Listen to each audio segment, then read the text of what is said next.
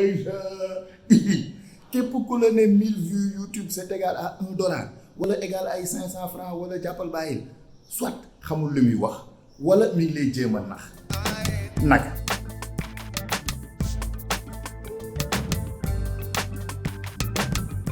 xoolal fii sama page chaîne YouTube classique standard am nga fii ci menu bii nii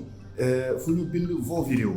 donc boo cliquer ci vos vidéos daf lay ibbil li ñuy woowee YouTube Studio mooy maanaam page bi ngay administrer sa chaîne YouTube fa la information yëpp nekk. am nga contenu bi am nga sa tableau de bord am nga say statistiques am nga lépp ak lépp. exemple concret dañuy jël fii nii vidéo bi xoolal vidéo bi bii à peu près mi ngi am 450 vues boo ñëwee ci statistique pour vidéo bii nii da ngay am en détail li fi nekk mooy ñaata vue la def durée de vue de visionnage bi en terme de am nga nombre d'abonnés mooy maanaam ñi nga xam ne dañuy seetaan vidéo bi neex leen ñu abonné wu et am nga ñaata la vidéo bi généré ci xaalis xoolal bi mi ngi am $1.45 xoolal revenu yi fii donc li ñu gën a intéressé mooy performance de la vidéo bii nii donc revenu pour 1000 vues mooy maanaam RPM mi ngi à $3.26 $3.26 boobu bu la neexee maanaam pour vidéo bii nii 1000 vues YouTube mi ngi may fay $3.26 donc 3,26 multiplié par 600 égale 1956 presque 2000 francs presque 2000 francs pour 1000 vues presque 2000 francs pour 1000 vues xam nga ne sore na $1 xam nga ne sore na 1000 francs sore na 100 francs 2000 francs pour 1000 vues quand même bu ñu jógee fii ñu comparer ko ak beneen vidéo par exemple bii donc 450 vues rek la am ñu xool fii nii vidéo boo xam ne am na bii am na 5000 vues 5500 donc bii ak 5500 vues mi ngi am $3.77 depuis sa publication octobre 2022 laa ko publié mi ngi am $3.77 donc revenu pour 1000 vues RPM bi $0.68 la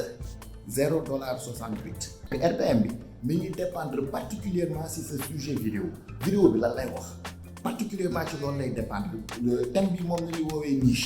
niche bi en général niche li wax waxu xaalis daal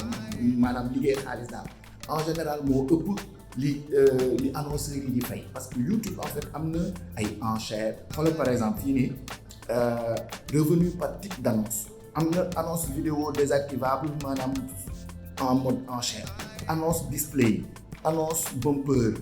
annonce vidéo non désactivable ak yeneen inconnu parce que benn instant YouTube tamit moom bëri na naka lay liggéeyee xaalis ci kaw vidéo bi parce que basiquement YouTube dafay liggéey xaalis ci sa kaw vidéo si annonceurs yi dañuy fay mu jàllale ay publicité bu nit ki seetaanee publicité annonceur bi fay YouTube jox la ci 55% donc YouTube day jël 45% jox la yow 55%. léegi ñu xool ñu jël beneen n'importe quelle vidéo troisième exemple pour rek mën a trois donc bii amul beneen bii 5000 la def waaw man sama vidéo yi dañoo bëri vue donc bii vendre ses photos sur Shutterstock par exemple ça parle d'argent ñu xool donc $6.27 donc bii $2.36 mooy maanaam bu ma amee 1000 vues bii ay 2000 et quelques vues la am moo tax mu def loolu noonu donc bu ma amee $6.27 donc bu ma amee